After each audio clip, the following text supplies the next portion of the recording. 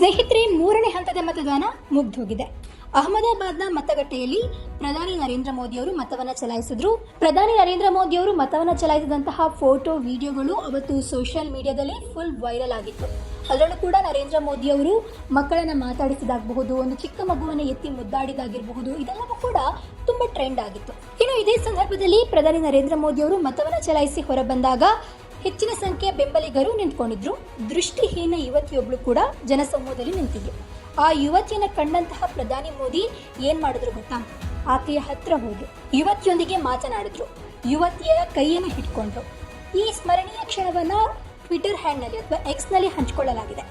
ಇನ್ನು ಜನಸಮೂಹದಲ್ಲಿ ಹಾಜರಿದ್ದಂತಹ ಯುವತಿಯ ಸಂಭಾಷಣೆಯ ಸಮಯದಲ್ಲಿ ಪ್ರಧಾನಿ ಮೋದಿಯವರು ಅವರ ಕೈಯನ್ನು ಹಿಡಿದಿರೋದು ನಿರ್ದಿದಂತಹ ಜನರಿಗೆ ಒಂದು ರೀತಿಯಲ್ಲಿ ಸಂತೋಷವನ್ನು ಉಂಟು ಮಾಡಿದ್ರು. ಇನ್ನು ನರೇಂದ್ರ ಮೋದಿಯ ಕೈಯನ್ನ ಆ ಯುವತಿ ಹಿಡಿತಾ ಇದ್ದಂತೆ ಅಲ್ಲಿದ್ದಂತಹ SPGಗಳು, ಅಂದ್ರೆ ನರೇಂದ್ರ ಮೋದಿ ಅವರಿಗೆ ಯಾರು ಪ್ರೊಟೆಕ್ಷನ್ ಅನ್ನು ಕೊಡ್ತಾರಲ್ವಾ, ಅವರು ಮಧ್ಯ ಪ್ರವೇಶಿಸಿದ್ರು.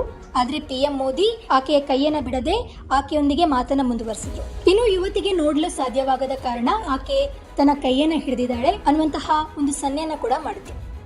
ಈ ವಿಡಿಯೋ ಇದೀಗ ಸೋಷಿಯಲ್ ಮೀಡಿಯಾದಲ್ಲಿ ತುಂಬ ವೈರಲ್ ಆಗಿದೆ. ಇಷ್ಟೇ ಅಲ್ಲದೆ ಮಕ್ಕಳು ಮೋದಿ ಚಿತ್ರವನ್ನು ಬಿಡಿಸಿ ಮೋದಿ ನನಗಿದ್ರಲ್ಲಿ ಸಹಿ ಹಾಕಿದ್ರು ಅನ್ನುವಂತಹ ಒಂದು ಖುಷಿ ವ್ಯಕ್ತಪಡಿಸಿದಂತಹ ವಿಡಿಯೋ ಕೂಡ ಸೋಷಿಯಲ್ ಮೀಡಿಯಾದಲ್ಲಿ ಫುಲ್ ವೈರಲ್ ಆಗಿದೆ.